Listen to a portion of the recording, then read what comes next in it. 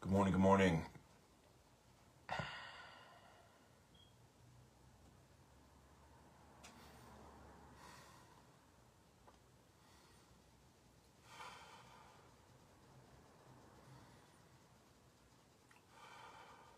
I love you. I honor you. I bless you. I am you. I love you. I honor you. I bless you. I am you. I love you. I honor you. I bless you. I am you. I love you. I honor you. I bless you. I am you.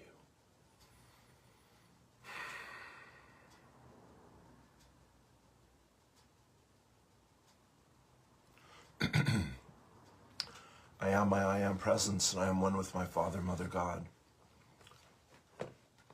I am also one with the I am presence of every man, woman, and child on earth, the entire company of heaven,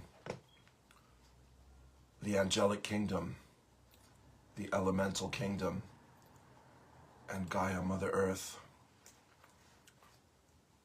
I give heartfelt and sincere thanks for the sacred gift of my life, and I ask my I am presence to consecrate every thought, word, feeling, and action which I express throughout this day with more love and more light for myself and my world. I am prosperity. I let go of the misconception that anyone or anything can withhold from me all that this abundant universe has for me now. I am an open door, and all kinds of riches flow into me now. I am an irresistible magnet with the power to draw to myself the supply of all good things, according to the thoughts, feelings, and mental pictures I continually hold in my consciousness.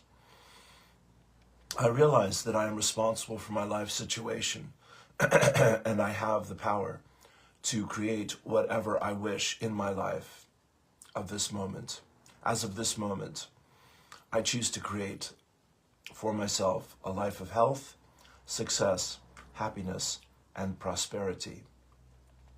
I know that this universe is filled with God's abundance, and I accept these riches into my life now. I choose infinite abundance for myself and for all humanity. I know all of my needs will be perfectly met at all times. Rapid changes come in all aspects of my life as I now open my mind to the unlimited resources of this universe. All of my financial affairs are now in perfect order. I love doing my work, and I am richly rewarded, both creatively and financially. I give my love, my gifts, my all, and I am therefore rich, well, and happy now. Take a deep breath. O cosmic birther of all radiance and vibration, soften the ground of our being and carve out a space within us where your presence can abide. Fill us with your creativity so that we may be empowered to bear the fruit of your mission. Excuse me. Let each of our actions bear fruit in accordance with our purpose, in accordance with our desire. Endow us with the wisdom to produce and share what each being needs to grow and flourish. Untie the tangled threads of destiny that bind us as we release others from the entanglement of past mistakes. Do not let us be seduced by that which would divert us from our true purpose, but illuminate the opportunities of the present moment. For you are the ground and the fruitful vision, the birth, power, and fulfillment, as all is gathered and made whole once again. Amen. The Lord is my shepherd, there is nothing I shall want. Fresh and green are the pastures where he gives me repose. He leads me beside still waters. He revives my soul. He leads me in the paths of righteousness for his name's sake. Yea, though I walk through the valley of darkness, I shall not fear, for you are with me. Your crook and your staff, with these you give me comfort. You have prepared a banquet before me in the sight of my foes. My head you have anointed with oil, my cup overflows. Surely goodness and mercy shall follow me all the days of my life, and I shall dwell in the house of the Lord forever. I am here to be truly helpful. I am here to represent him who sent me. I do not have to worry about what to say or what to do, because he who sent me will direct me. I am content to be wherever he wishes, knowing he goes there with me. I will be healed as I let him teach me to heal. Take a deep breath.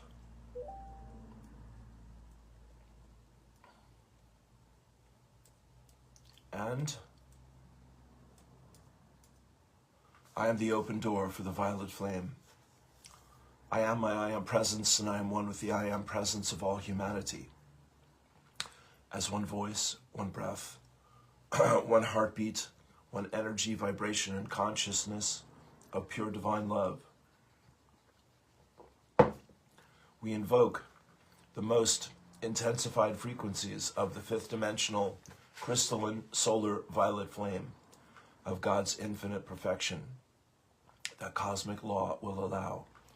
Beloved Saint Germain and your legions of fifth dimensional violet flame archangels, we ask that you blaze, blaze, blaze this violet flame with the power and might of 1,000 suns in, through, and around every thought, feeling, word, action, memory, and belief that humanity has ever expressed in any time frame or dimension, both known and unknown, that is reflecting anything less than heaven on earth. Transmute this energy, cause, core, effect, record, and memory back into its original perfection, and seal it in an invincible force field of God's comprehensive divine love.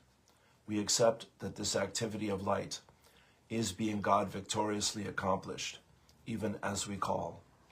We also accept and know that this violet flame is increasing daily and hourly, moment by moment, with every single breath we take, until this sweet earth and all her life have ascended into the fifth dimensional crystalline solar realms of light on the new earth. And so it is. Beloved, I am. Beloved, I am. Beloved, I am that I am. Lord, make me an instrument of thy peace. Where there is hatred, let me sow love. Where there is injury, pardon.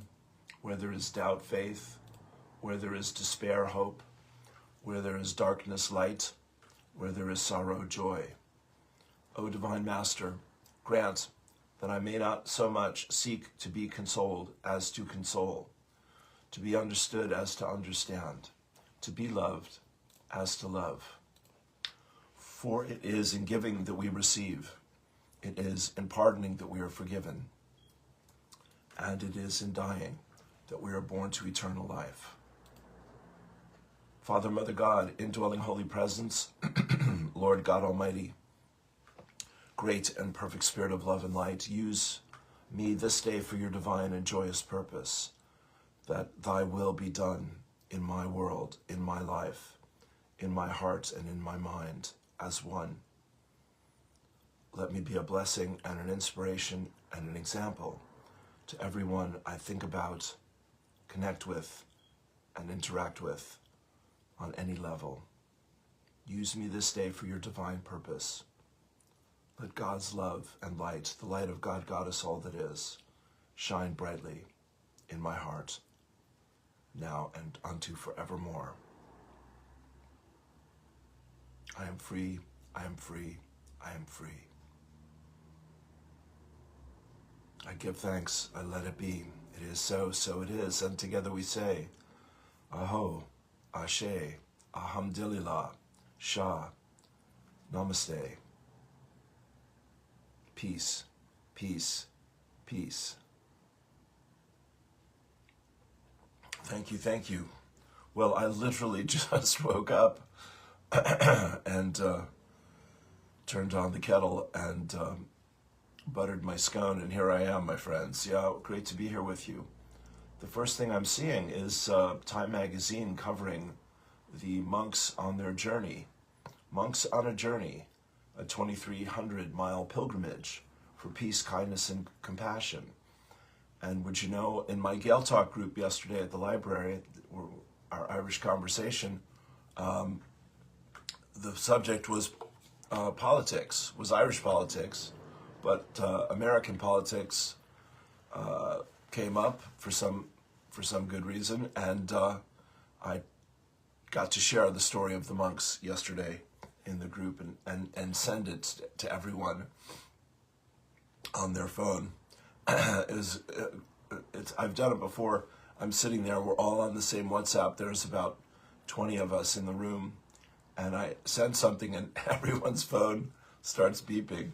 It's a fun little moment. I hope you're well. This is Morning Poems and Prayers for the 8th of January, 2026. I will talk about the near-death experience I heard about last night here at some point as well. But let me give you the monks. Many of you have asked us about the monastic's route, how you can help, and other questions. We are coordinating with them, and here's what we can share at this time. Stay tuned for more updates. Today marks day 69. They just left Monroe, Georgia, outside of Atlanta. I think they're further along than that. I thought they were in South Carolina.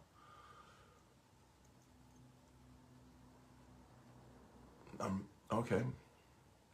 Walk for Peace will pass through Raleigh between January 20th and 30th, including a stop at the North Carolina State Capitol.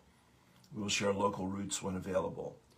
The monastics will need escorts through major highways, lodging, and food donations as they pass through Raleigh. If you are a local organization or business that would like to assist, PM or email, and then they go through the support. Well, this is wonderful. Well, the story I shared yesterday was a little more complicated. Evidently, the head of the abbey, the story goes, was in a car accident during this Walk for Peace, and in the accident he actually lost a leg, and his quote was, "If losing a leg is a price for me being able to talk about peace, it's a price I'm willing to pay." Words to that effect. That was what I sent my friends here in Ireland in our class yesterday. Here he is. The Buddhist monk who lost a leg. I read this yesterday as well.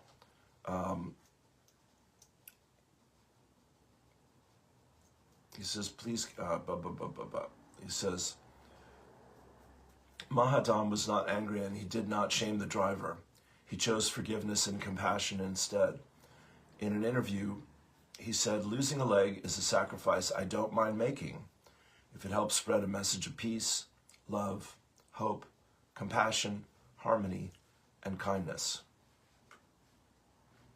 That's the real deal, my friends. I say one more time. Absolutely beautiful. All right, let me find Eileen and Abraham here for this morning. So you're very welcome. It's black as night out there at the moment, as dark as December and as cold as the man in the moon. Guidance for January 8th. I think we're due a bit of weather today and tomorrow here. Yeah, let me get the readers on here. Yes, what are you holding in your consciousness? New glasses. I want only the very best, the very highest for you. This is Eileen Caddy, one of the founders of the Findhorn Garden Now University in Inverness, Scotland. Guidance for January 8th. Take 2. What are you holding in your consciousness? I want only the best, the very highest for you.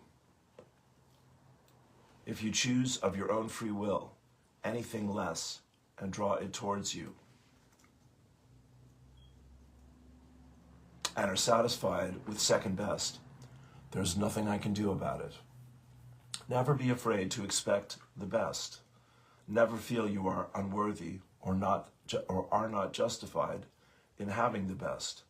I will tell you, it is your true heritage, but you have to claim it, you have to accept it, and expect it. It is yours, my gift to you. It is yours, my gift to you. Are you going to accept it with a full and grateful heart, or reject it? Let not false humility prevent you from accepting what is yours by rights.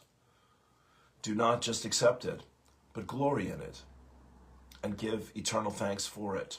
Treasure it, and watch the wonder of it unfold in your life. Excuse me. Treasure it, and watch the wonder of it unfold in your life, knowing without a shadow of doubt that all I have is yours. Take a deep breath. Okay, let's have Abraham. Lovely, we're off and running. Another sip of coffee. How you doing out there? So I say again, my numbers have really grown, which I'm very grateful for. And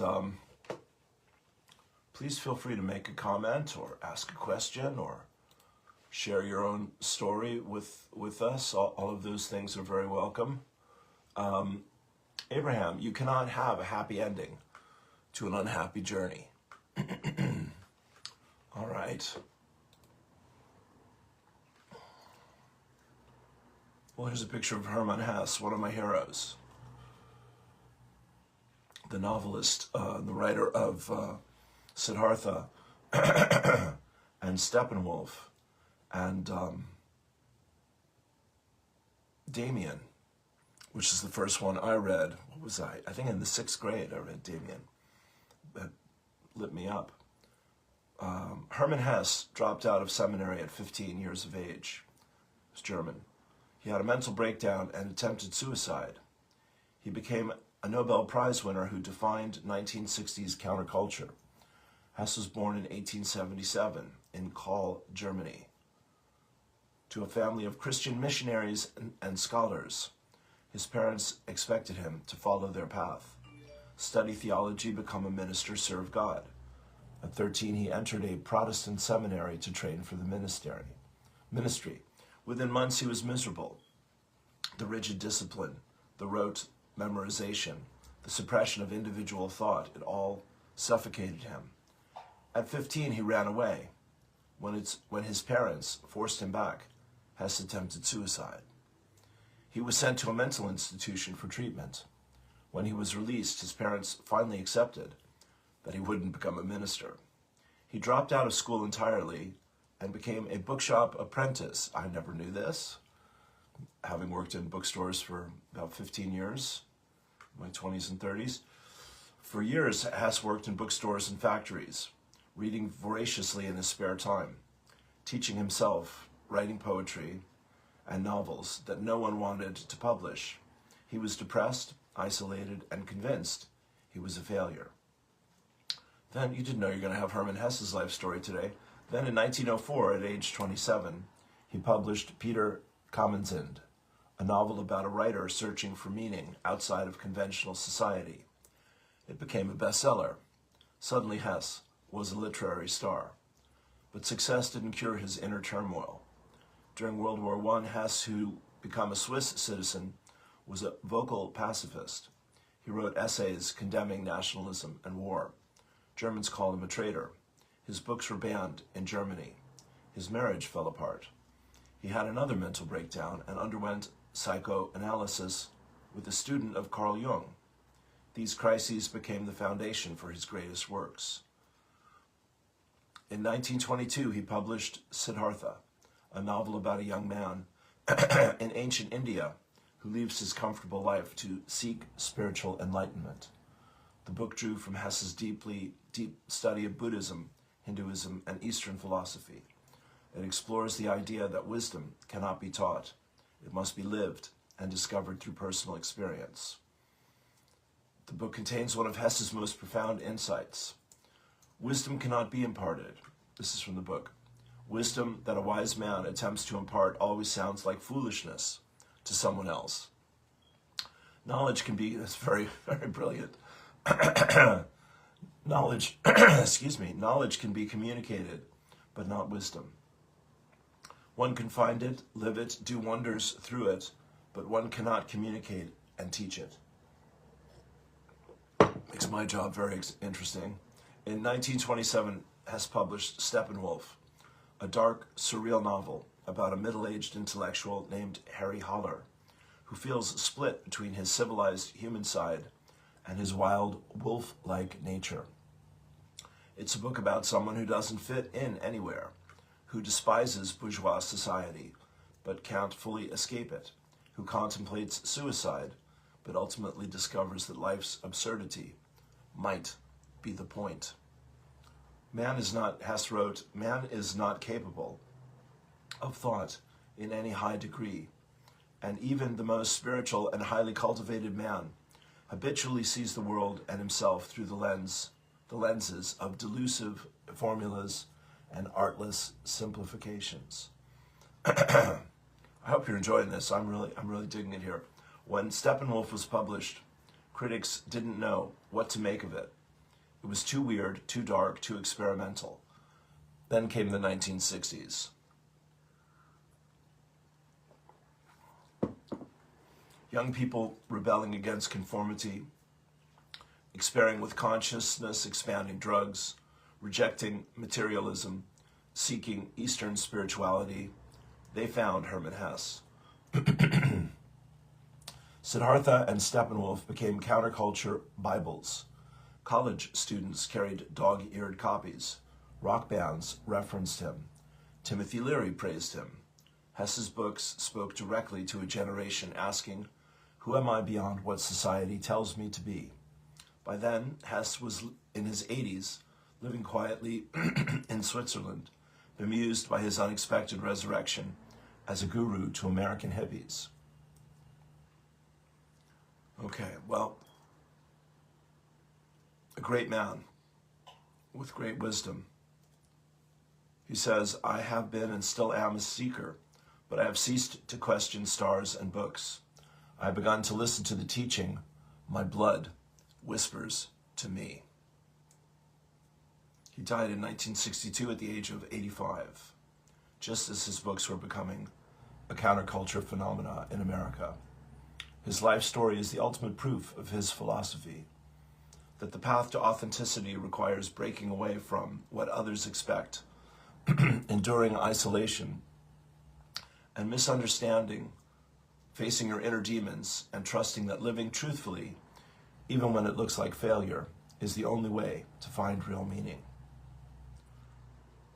The writer who was called a traitor became a Nobel laureate, whose work transcends nations. Hermann Hesse didn't write self-help books with easy answers. He wrote about the painful, lonely, necessary journey of becoming yourself, and he proved through his own life that the journey is worth it. Take a breath into that. That was beautiful. Yes, yes, yes. Yes, after I dropped out of 4 schools in 3 years, I started working in bookshops. And eventually that led me to the legendary Phoenix bookstore, a place where I met many of the great teachers and great artists of our time, and changed my life.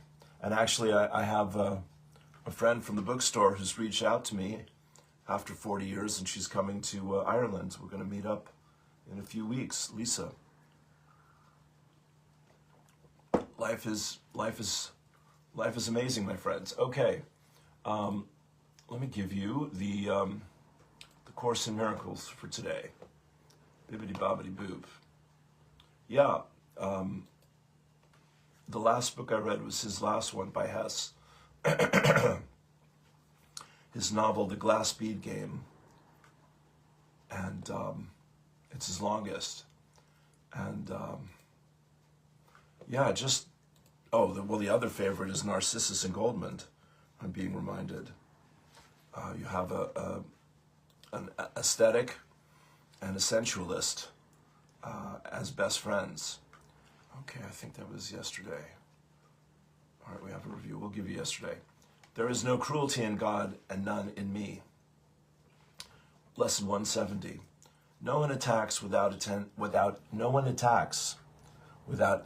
to hurt. This can have no exception.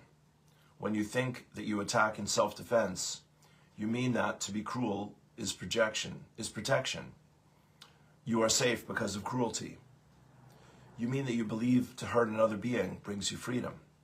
And you mean that to attack is to exchange the state in which you are for something better, safer, more secure, from dangerous invasion and from fear. How thoroughly insane is the idea that to defend from fear is to attack. For here is fear begot and fed with blood, to make it grow and swell with rage, and thus is fear protected, not escaped. Hello, Donald Trump. Today we learn a lesson which can save you more delay and needless misery than you can possibly imagine. It is this. You make what you defend against, and by your own defense against it, it is real and inescapable. Lay down your arms, and only then do you perceive it false. Okay. Yeah, beautiful.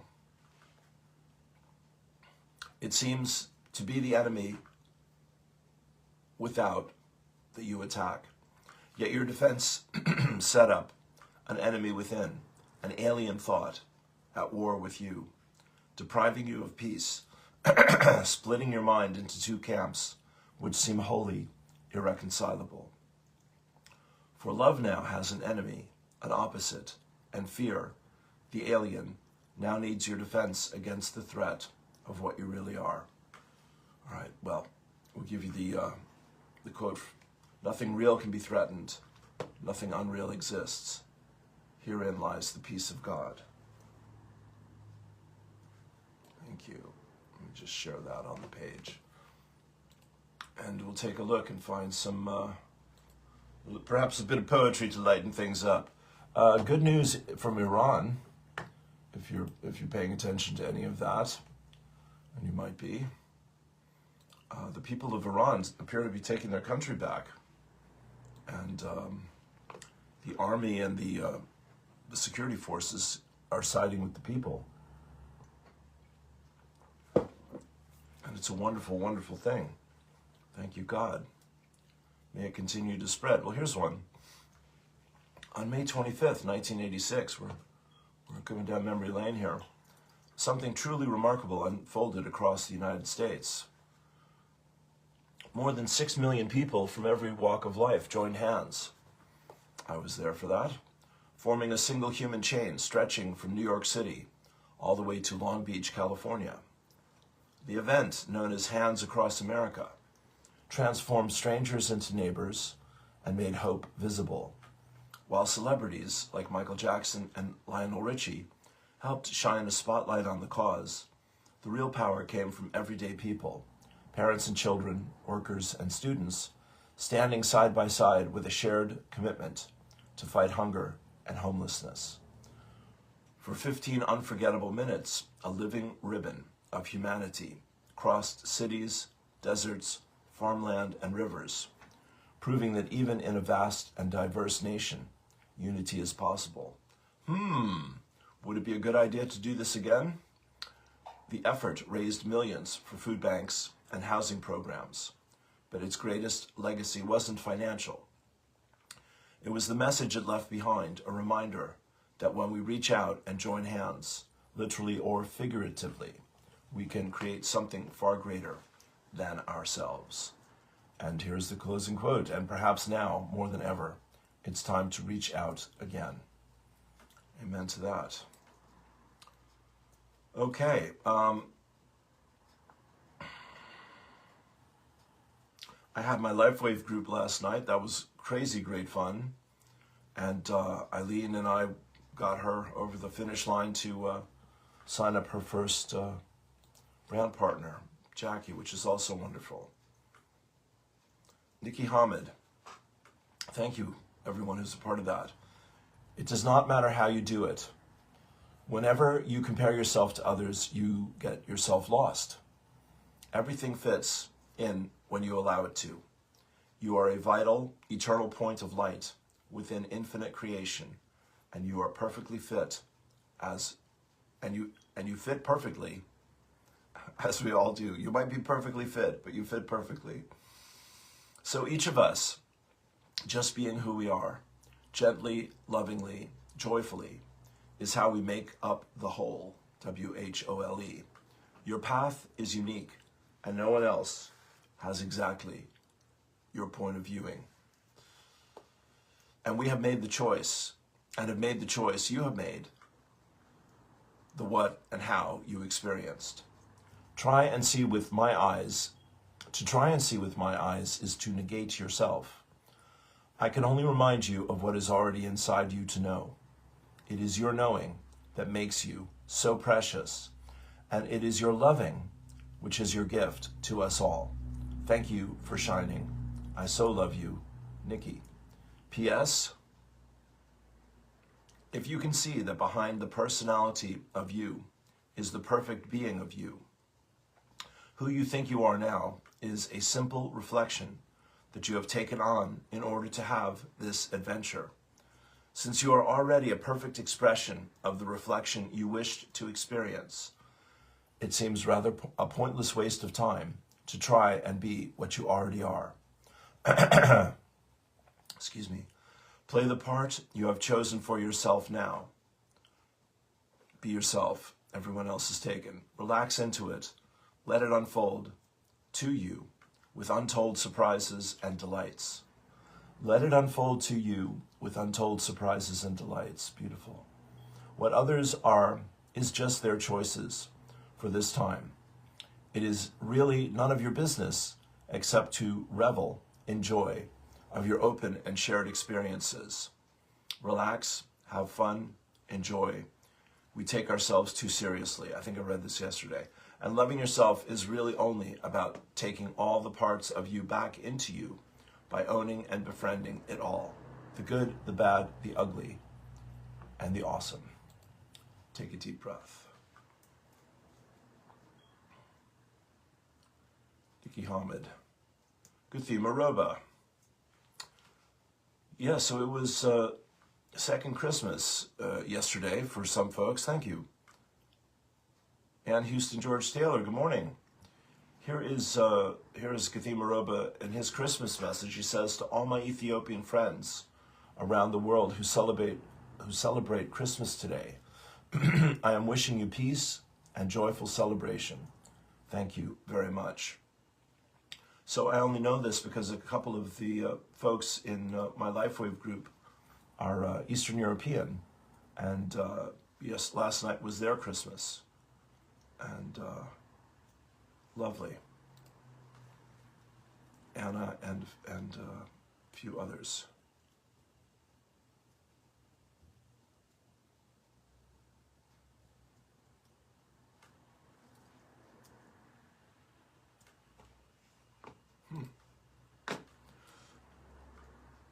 Just looking for my next little bit of wisdom here. Yes, the walk for peace is really getting out there, my friends. I'm talking about it every day. Very good. There's my buddy Peter. Margaret Mead. This is a classic.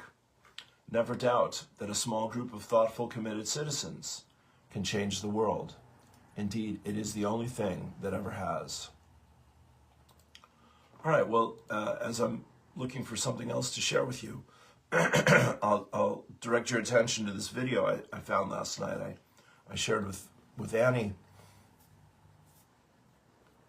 It's about 15 minutes, 20 minutes, and it's a near-death experience of a Jewish man who was not, well, let's see.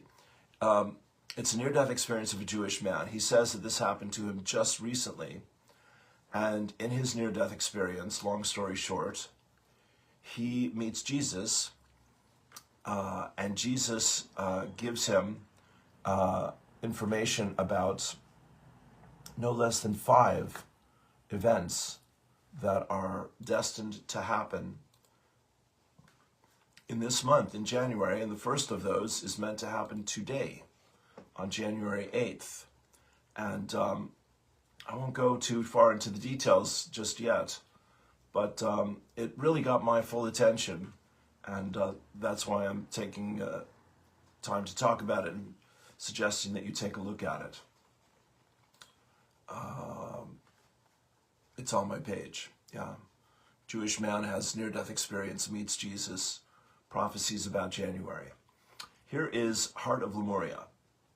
We'll know soon enough, my friends. If the first one happens, we're in for quite a wild ride, which I expect. You know, that's the other thing, of course, is Stephen Judd and others have said this month begins a shift in consciousness that has not happened in 20,000 years.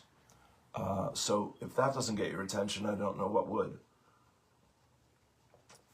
The signs are everywhere, as we say. Poor California has been battered. I've been complaining about this to Annie every day. Her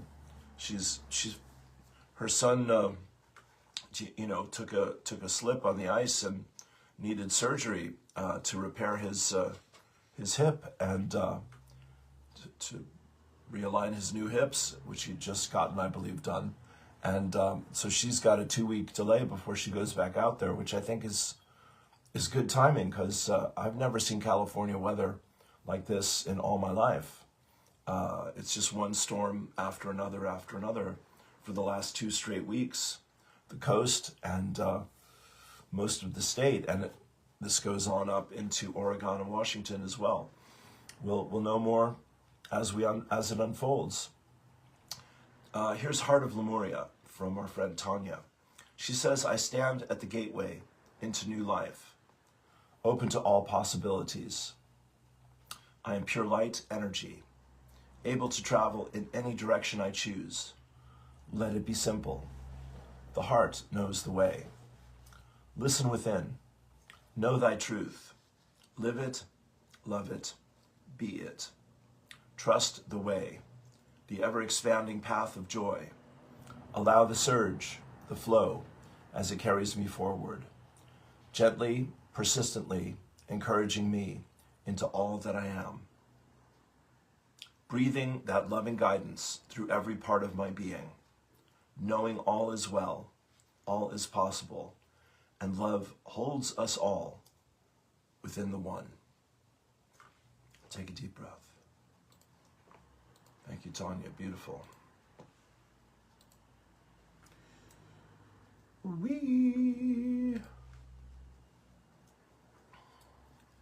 Poetry can do things to the mind and the heart that nothing else really manages to do. It's one of life's great gifts. Here's our buddy Diego Berman for today. The day before the peak, 20 minutes ago. The day before the peak, nervous system safety inside the 11111 corridor, January 8th. Dear friends, Thursday, January 8th carries a threshold quality, not the climax itself, but the tightening spiral that leads toward it.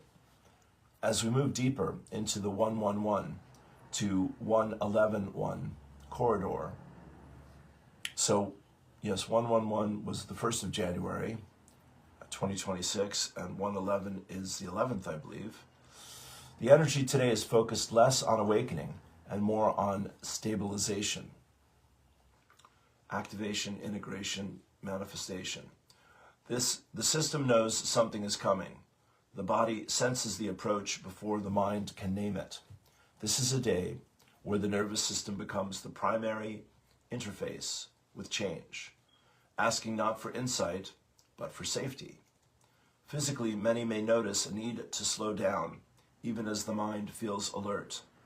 There can be pressure in the head, neck, or jaw, fluctuations in appetite, or a deep desire to rest without feeling fully tired. Sleep may feel lighter, more symbolic than restorative. These are signs of recalibration rather than depletion. The body is learning how to hold higher frequencies without bracing, without collapsing, without pushing itself past its natural rhythms. Emotionally, today may bring waves rather than stories. Feelings arise without clear narratives. Tenderness, irritability, nostalgia, or sudden calm. Old emotional reflexes surface briefly and then dissolve. This is the Phoenix energy, completing its work, releasing reactions that once protected us but no longer match who we are becoming. Emotional sensitivity today is not fragility, it is refinement. The emotional field is learning a new baseline of safety. Energetically today emphasizes containment. The auric, A-U-R-I-C, the auric field draws inward, seeking coherence rather than expansion. You may feel less inclined to engage outwardly and more drawn to simplify, ground, or strengthen energetic boundaries. Yeah, I'm just take a moment here. I was with a lot of people yesterday between one thing and another, and so today I'm feeling the desire to just slow down. This inward pull is intentional. The field is reorganizing so that when the 111-1 portal peaks, the energy can move through clean channels instead of leaking through overwhelm or hyper-responsiveness. If today feels tender or overstimulating, your system isn't failing. It's asking for support and protection. And this reminded me, Brother DVL, who's having his group tonight, did a beautiful channeling for us Sunday night, which was very dear to my heart. And he's such a loving teacher. And it was about safety and protection. And we worked with our guides in a very powerful way. So anyway, DVL's group is open to anyone who's interested. If that sounds good to you, let me know. We'll send you a link. The new biogenetic shielding activations, all right, that's his thing. By the end of today, many will feel a gentle sense of grounding, even if clarity has not fully arrived. This is a sign of successful recalibration. You are not meant to leap today. You are meant to hold. In doing so, you prepare the internal structure that will allow the coming strategies of 111-1 climax to move through you with strength, coherence, and embodied presence rather than shock. Have a great day. Much love. We are one. Diego E. Behrman. Diego, thank you. And a beautiful image there of the outline of a body of light with the heart open wide and an aura around it, a circular aura around it, and an aura below the circle below the feet as well. Really gorgeous. I'll put that on the page here. Take a deep breath. These are transmissions, my friends. These are, messages and perhaps memories from our higher self, soul, and spirit that are activating us to more conscious alignment with our higher self, soul, and spirit. And that is how we come home to the truth of who we are.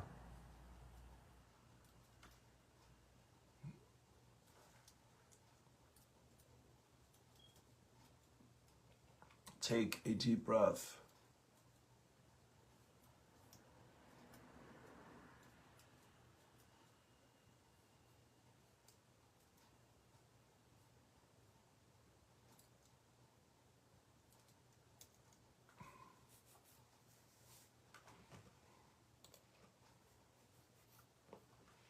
Okay.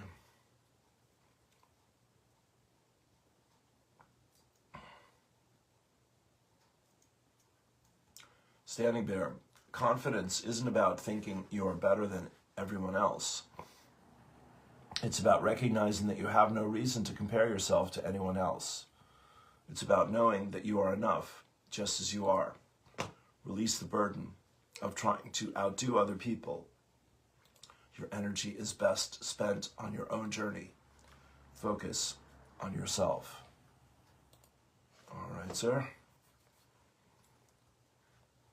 Yeah, Standing Bear offers a free medicine circle every day, I believe. And the ones that I've sat in on were amazing. Powerful teacher, beautiful soul. Liliana Heitman.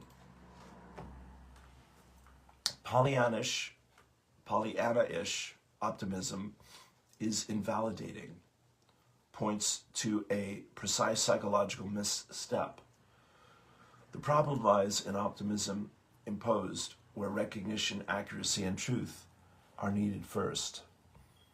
This kind of optimism demands brightness independent of context. It lunges for silver linings, recasts pain as a lesson, treats discomfort as something to be corrected rather than understood. The subtext is quiet and sharp. Your experience is excessive, inconvenient, mistaken. Invalidation enters exactly there. Experience requires being seen in order to be integrated. When positivity arrives too early, emotional reality is bypassed rather than digested. The nervous system receives a different message altogether. Stop feeling. Hurry along. Improve yourself. The result is distance, not strength. The pattern is easy to recognize. A person speaks of devastation after a miscarriage. The reply points to future fertility or cosmic purpose. Grief is reduced, loss edited, meaning imported from elsewhere. Someone living with chronic illness names exhaustion and fear. They're told to stay positive, to adjust their mindset. Suffering is reframed as an attitude problem. A person with depression says they can barely get out of bed, that everything feels heavy and slowed. The response urges them to think happy thoughts, to focus on what's good, to push themselves a little harder. The depth of the depression is sidestepped. Inertia is mistaken for unwillingness. Someone with anxiety describes constant vigilance, a body that won't stand down. They're advised to relax, to stop worrying, to trust that things will work out. The physiological reality of anxiety is dismissed, as though calm were a simple choice. Another admits to loneliness even in company. Gratitude is prescribed. The unmet need is silenced under moral pressure. In each case, optimism serves as an escape route. It soothes the listener's unease while leaving the speaker alone with their reality. Emotional neatness takes precedence over truth. The longer arc is more damaging. Repeated exposure to this dynamic teaches people to doubt their own perceptions. That's so powerful. Pain is trimmed, rehearsed, translated into acceptable language. Wellness becomes a performance. Self-trust thins. Isolation deepens. A different kind of optimism exists. It arrives after reality has been named. It has room for grief, fear, anger, uncertainty. It doesn't wrestle with facts. It works alongside with them. Pollyanna-ish optimism skips recognition. Whatever is skipped doesn't vanish. It lodges beneath awareness, unprocessed, until it returns as tension, symptom, or collapse. Liliana Heitman. That is profound. Thank you. Put that on the page. All right, let me channel here. Turn up the heat. Amy, yes.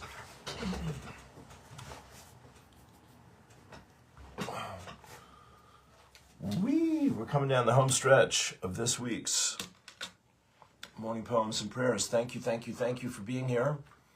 And as usual, I will invite you to please share this video. Please leave a comment. And please make a donation to the PayPal link there. And also check out LifeWave Team Ireland. I've got my patches back in the house. Very, very glad about that. Grateful for that. And you can text me and I'll tell you more about all that. It's an amazing thing. So while we're waiting for the end of the world, as Elvis Costello sings, dear Lord, I sincerely hope you're coming because you really started something. Yeah, great song. Be of good cheer.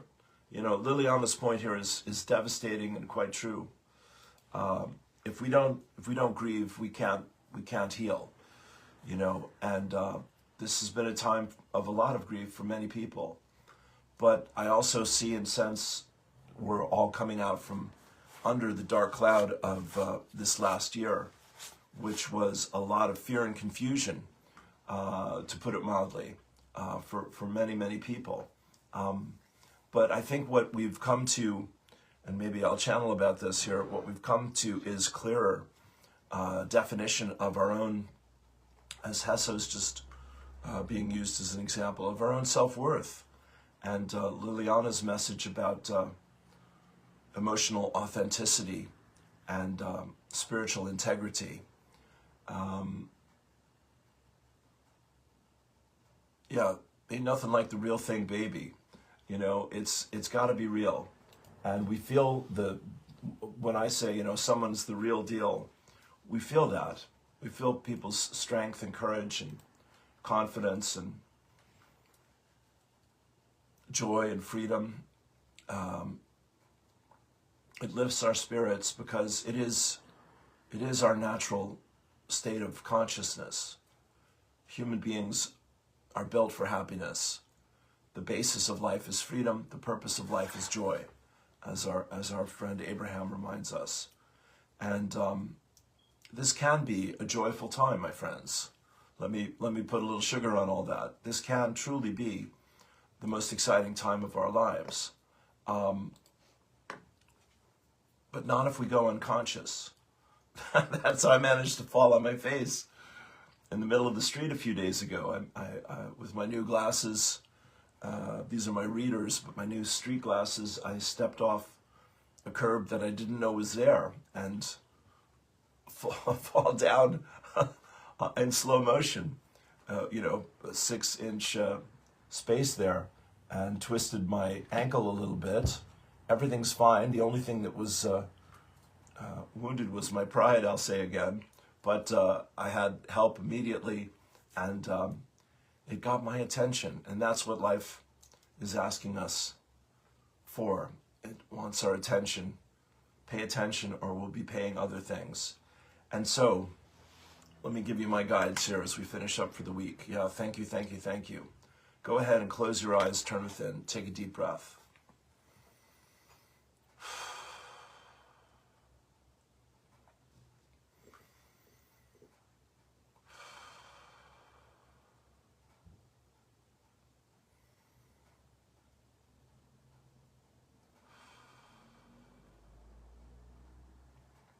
God bless you, dear friends. Take a deep breath. Relax and release. Relax and release. Relax and release. Dear friends, let's put a hand to that beautiful heart and bless yourself, your life, your body, your mind, your spirit, your home, your path, your family, your friends, your community, your tools,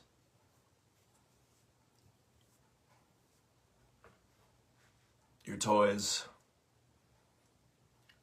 your place, your space. Take a deep breath. Dear friends, when you bless and give thanks for what you do have, you are magnetic and irresistible to attract more that is in that vibration of having and being and doing that which lifts your spirits, that brings you joy. The joy of freedom, the joy of trust, the joy of loving, the joy of giving.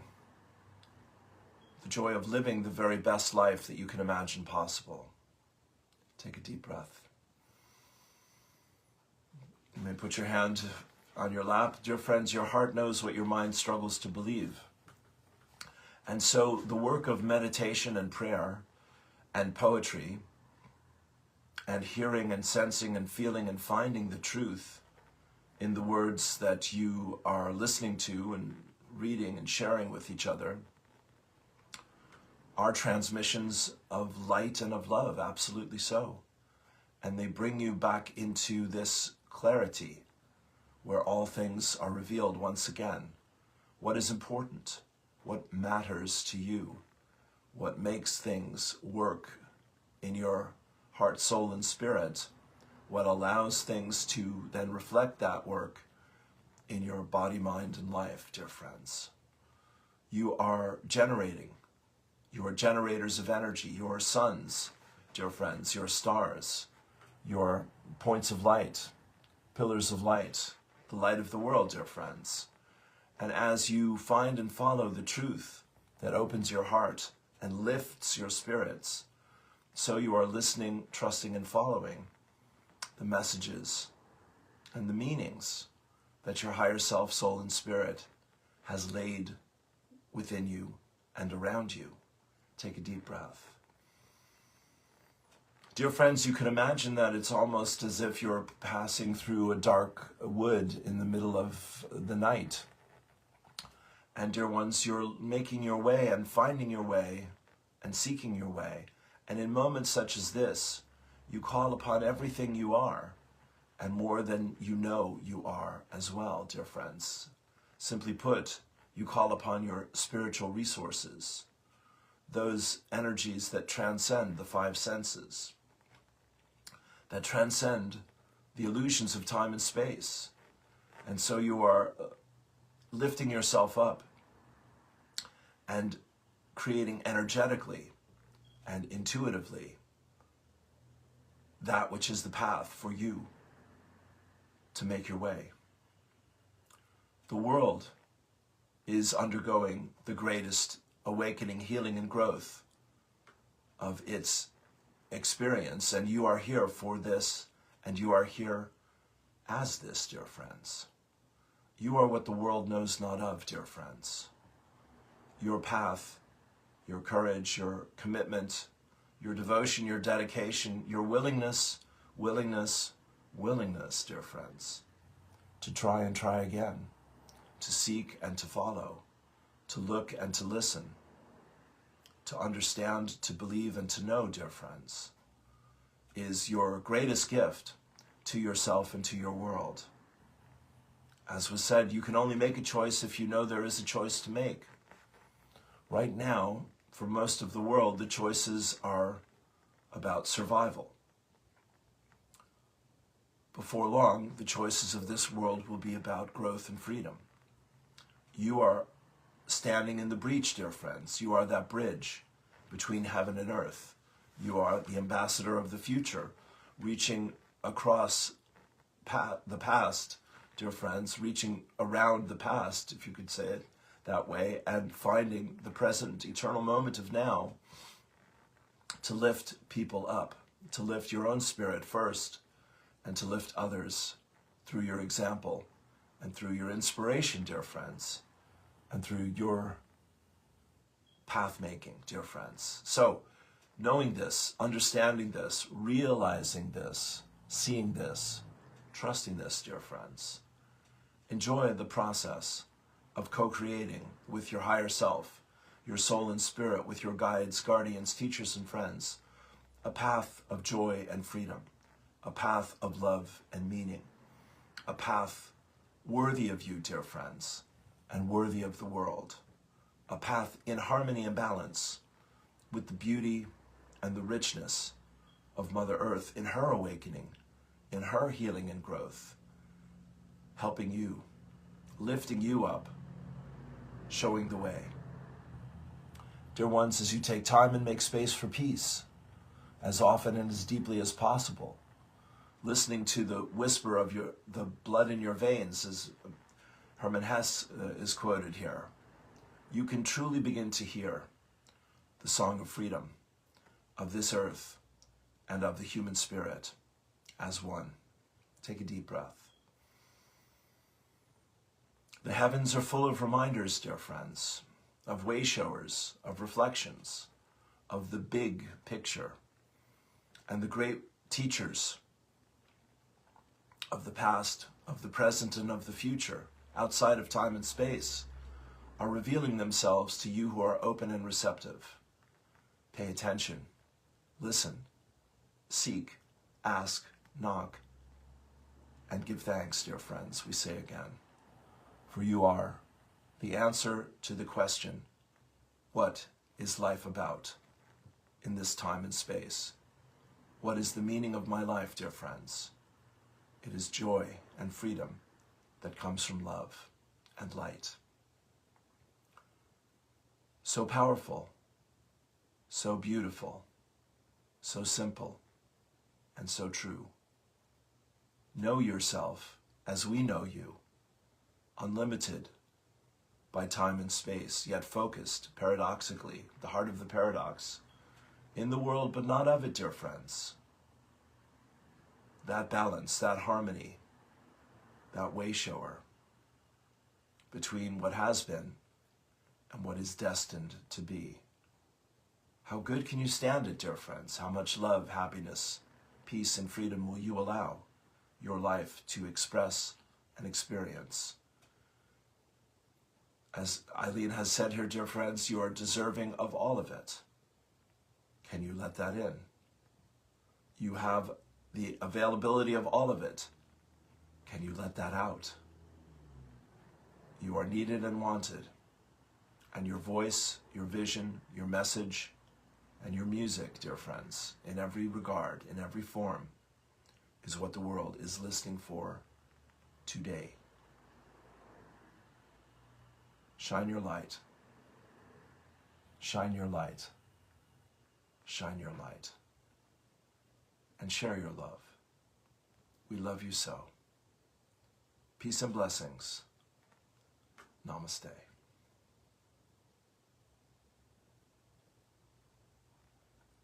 All right, my friends, there it is. Thank you, thank you. A pleasure. A pleasure. Thank you so much. So have a great weekend, and we'll see what January 8th brings. The prophecy was there will be something revealed that will be about the life of Jesus that will be very hard for people to deny. We'll see. Meanwhile, it's an honor to be on this journey here with you. Thank you for your love and support.